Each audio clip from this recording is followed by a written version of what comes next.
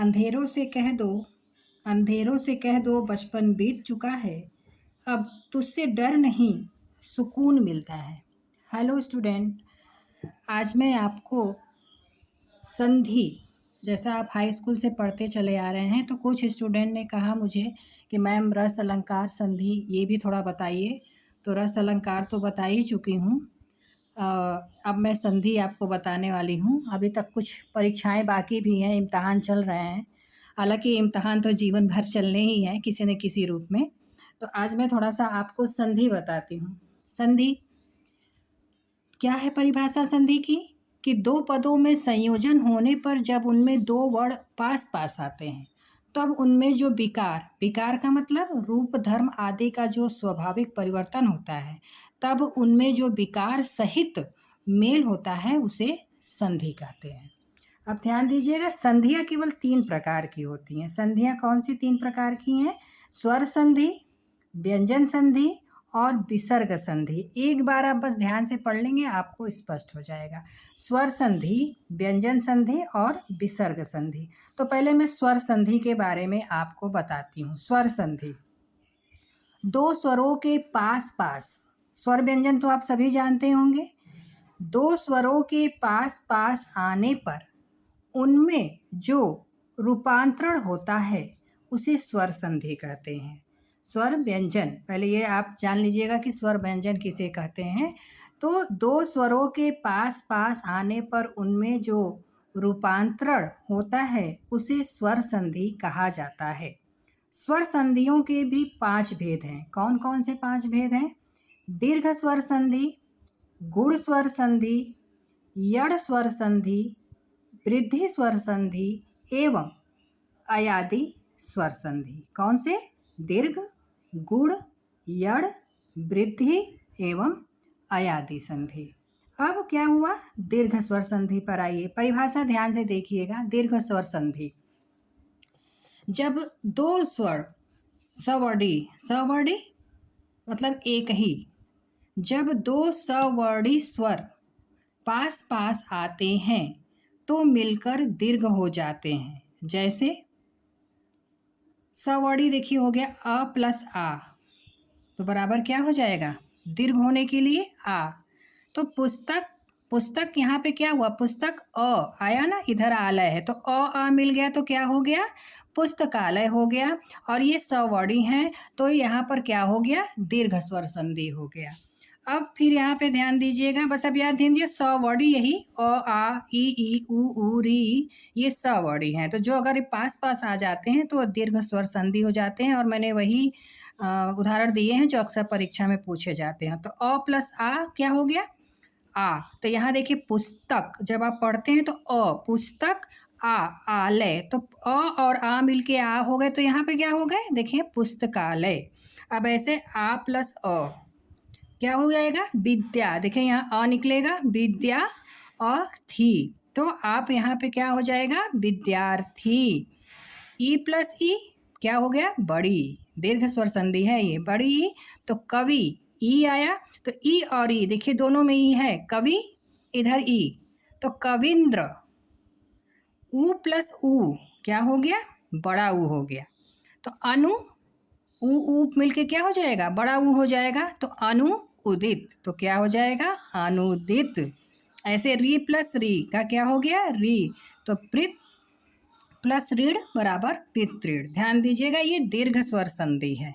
दो सवर्णी, बस परिभाषा आप याद रखिएगा, दो सवर्णी स्वर पास पास जब आते हैं तो। अब गुण स्वर संधि, गुण स्वर संधि में क्या हो जाएगा? अ अथवा आ, थोड़ा सा ध्यान दीजिएगा परिभाषा। अ अथवा आ की बात ई अथवा ई हो तो दोनों मिलकर ए हो जाते हैं। अब यहाँ थोड़ा सा परिभाषा ये अलग है। अ अथवा आ के बाद ई अथवा ई हो जाए तो दोनों मिलकर ए हो जाते हैं।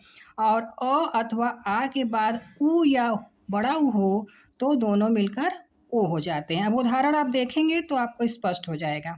और साथ ही अ अथवा आ के बाद यदि री हो तो दोनों मिलकर अर हो जाते हैं। अब मैं आपको समझाती हूँ। जैसे देखिए क्या कहा है ऊपर? अ अथवा आ के बाद, क्या हो जाएगा, अ अथवा के बाद ई आ जाएगा तो क्या हो जाएगा, ए हो जाएगा। तो देखिए अ के बाद क्या आया है, ई, तो आपका क्या हो गया, ये ए हो गया है ना। अ प्लस ई, अ के बाद इन्होंने कहा है अ अथवा आ के बाद ई आ जाएगा तो क्या हो जाएगा, ए हो जाएगा। तो अ प्लस ई बराबर क्या हो गया, ए, तो ये क्या हो जाएगा, देवेंद्र। अब अ के बाद क्या कहा है, ऊ आएगा तो क्या होगा, ध्यान दीजिएगा, अ के बाद अगर ऊ आए तो क्या हो जाएगा, ओ हो जाएगा। तो अ प्लस ऊ अगर आया तो क्या हो गया, ओ, तो यहाँ आपका क्या हो जाएगा, भाग्य प्लस उदय, लेकिन हो जाएगा ये भाग्योदय। अब आ, फिर इन्होंने कहा था कि आ के बाद अगर री आए तो क्या हो जाएगा, अर हो जाता है। तो आ प्लस री के बाद क्या हो जाएगा, अर, तो ये क्या हो जाएगा, महर्षि। ये हो गया आपका गुण स्वर संधि। अब आया यड़ स्वर संधि।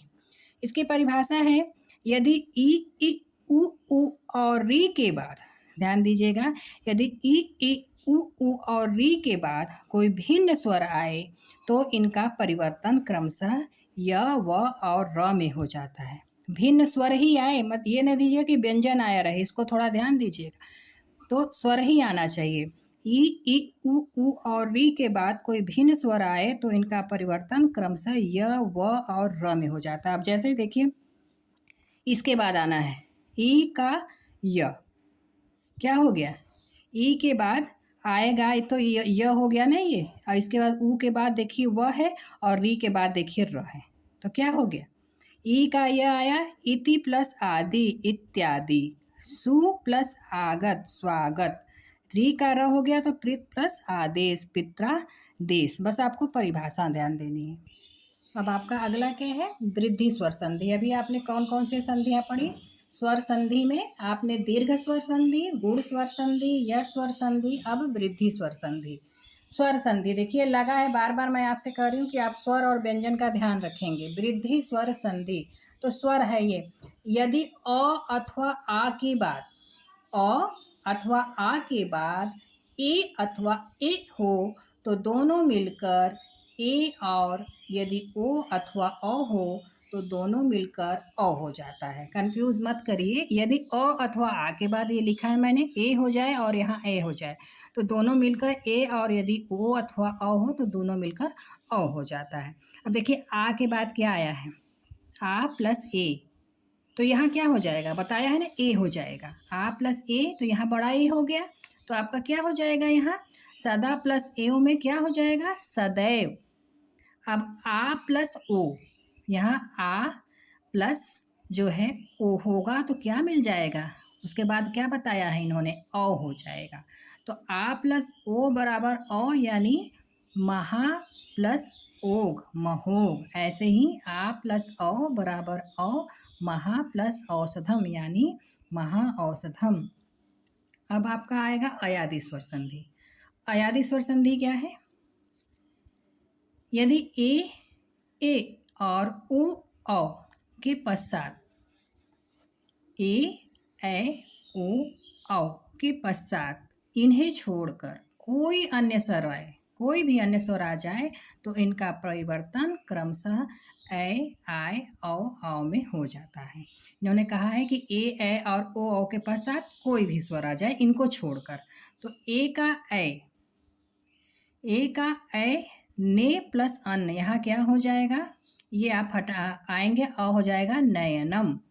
ए का आय, नय प्लस अक अर्थात नायक। ओ का औ, मैंने ये चारों बताए हैं, ए आय औ और आओ में परिवर्तन हो जाता है। यहाँ पे स्पष्ट है ना, ए के साथ ए लग गया है, ए के साथ आय लगा है, ओ के साथ औ और औ के साथ आओ लगा है, तो इनका परिवर्तन जो है क्रमशः ए आओ औ में हो जाता है। इसलिए मैंने क्रमशः बनाया है नयन, नायक, पवन और पावन। तो आपका ये हो गया स्वर संधि। अब आपको देखना है व्यंजन संधि और विसर्ग संधि। तो व्यंजन संधि, व्यंजन संधि की क्या परिभाषा है, व्यंजन के साथ स्वर अथवा व्यंजन। यहाँ देखिए अब व्यंजन आया है, व्यंजन, अभी तक आप स्वर ही पढ़ रहे थे। तो व्यंजन संधि, व्यंजन के साथ स्वर अथवा व्यंजन के मेल से उस व्यंजन में जो रूपांतरण यानी परिवर्तन होता है उसे व्यंजन संधि कहते हैं। जैसे जगत देखिए अब स्वर व्यंजन दोनों आया है। स्वर कौन है, व्यंजन कौन है? अब आप इसमें देखिए जगत और ईश, तो ये क्या हो गया, जगदीश। इस दोनों पहले ही कहा है कि व्यंजन के साथ स्वर अथवा व्यंजन के मेल से, यानी आपका इसमें स्वर और व्यंजन दोनों रहेगा। अब सत प्लस जन सज्जन, सत प्लस चरित्र सच्चरित्र, सट प्लस आनंद बराबर सटानंद, तत् प्लस हित बराबर तद्धित। अब अंतिम है आपका विसर्ग संधि। विसर्ग, ये आप समझते हैं, विसर्ग सबसे आसान होता है पहचानना, लेकिन फिर भी हम कभी कभी कंफ्यूज हो जाते हैं। विसर्ग के साथ, इसमें भी स्वर या व्यंजन है, विसर्ग के साथ स्वर या व्यंजन का मेल होने पर जो विकार होता है उसे विसर्ग संधि कहते हैं। कुछ उदाहरण इस प्रकार हैं। अब देखिए ये आसान है, आप पहचान सकते हैं। मन विसर्ग है ये, तो क्या हो जाएगा, मनोरथ। अध प्लस गति अधोगति, निह प्लस चय निश्चय, दुह प्लस गम दुर्गम, मन प्लस ज मनोज। तो ये आपका हो गया विसर्ग संधि।